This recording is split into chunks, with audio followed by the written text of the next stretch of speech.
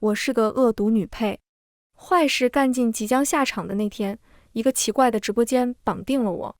女配傻啊，你只要开口求求你师尊，男女主算个屁。女配只要假装低一下头，你师尊肯定会保你的。胡说八道。但我还是看向了无情无欲的师尊，假惺惺地挤出2行泪水。师尊，我知道错了，不要丢下我，好不好？所有人都以为我在垂死挣扎，谁料下一秒，师尊竟然真的挡在了我的面前。好，看到这一幕，直播间顿时炸了。完了，化神期师尊站在女配这边，男女主还能怎么打？大家好，欢迎收看皮皮听书。自称系统的家伙来到我身边已经3年了，这3年他兢兢业业劝阻我停止近百起恶毒行为，均以失败告终。就在昨天，在我把女主推下断情崖时，系统终于崩溃了。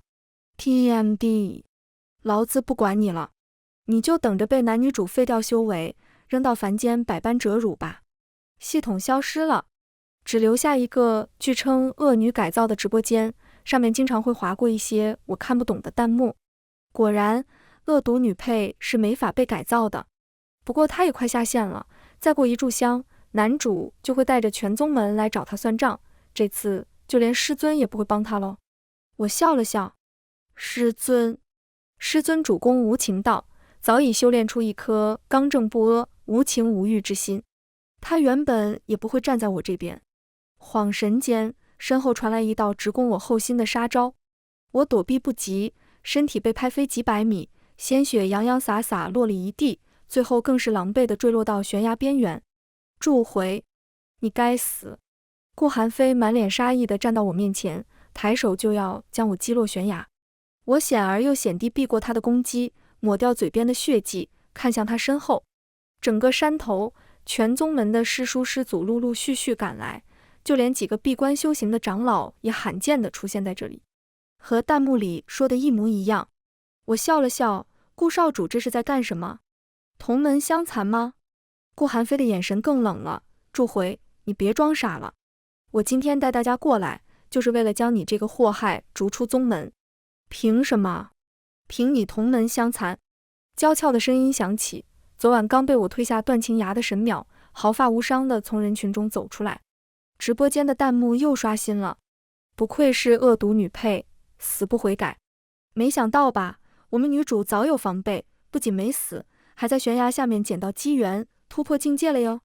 神淼站在人群最前方，举起一个流影石，高声道：昨晚祝师姐将我诓骗到断情崖，趁我不备将我推下悬崖，这便是证据。昨晚的一幕幕被流影石放映出来，我暗害神淼的一举一动显露无遗。人群轰然间炸开，师叔师祖们眉头紧皱，师弟师妹们面露憎恶。趁此机会，顾寒飞大喝：各位师叔师祖，人证物证俱在，祝回品性恶劣，残害同门，不配再留在宗门。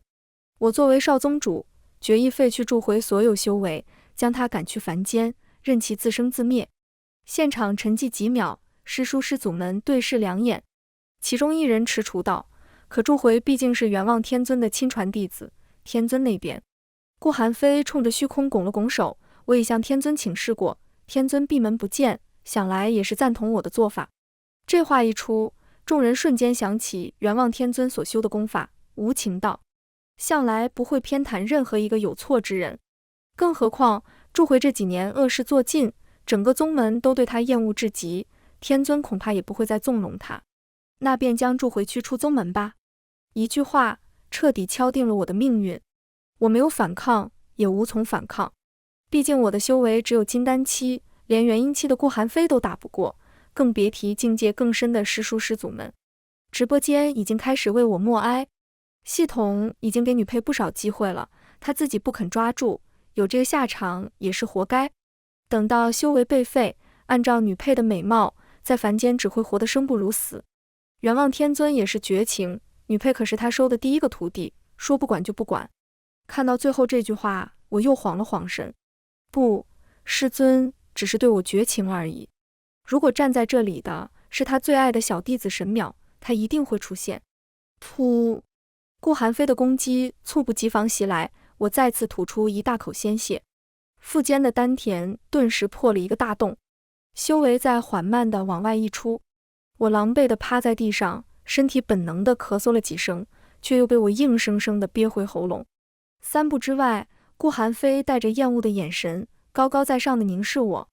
10步之外，沈淼漠然地盯着我，好似在看一个手下败将。100步之外，众人冷眼旁观。这就是我的下场吗？真正到了这一刻，我才发现自己真的好不甘心。凭什么？凭什么我要落得这个下场？我只是想害死沈淼，老天爷真是偏心，这点小愿望都不能让我如愿。顾寒飞正在走过来，我的修为已经散尽，他只需要将我推下这座仙界与凡界相隔的悬崖，我就会重伤跌落凡间，自此彻底成为一个凡人。我艰难地抬起眼，余光瞥过直播间，上面恰好悠悠地飘过一个弹幕：女配为什么不求求他的师尊？为什么不求？因为没用啊，师尊摆明了不会管他，可他从来没有求过，不是吗？这句话出现后，整个弹幕的画风就偏了。这些天外之人好像是认定了我已经没有转机，纷纷发出了以往根本不会有的感慨。从3年前看到现在，我总觉得师尊对女配有真情，他在等他回头。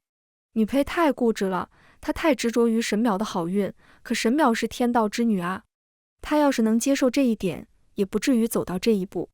其实只要女配假装低个头，师尊还是会原谅她的吧？女配为什么连装都不愿意装呢？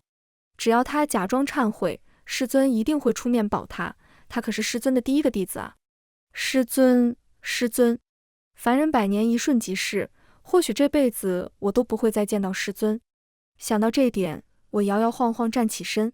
顾寒飞冷冷地看向我：你自己跳下去，还是我来？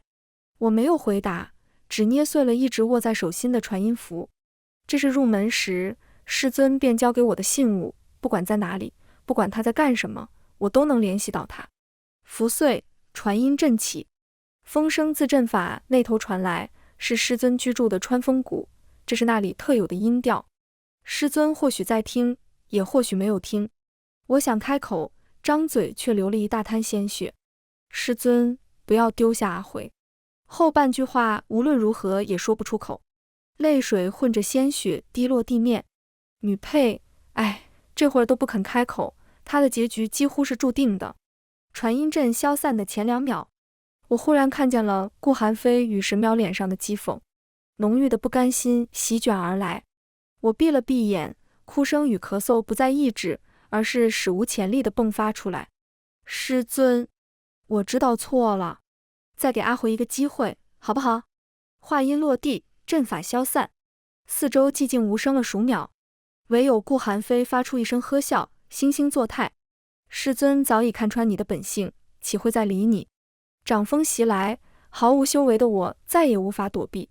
我平静地闭上眼，然而掌风久久没有落下，我只闻到了凛冽的凉风气息，以及顾寒飞与沈淼失口叫出来的声音。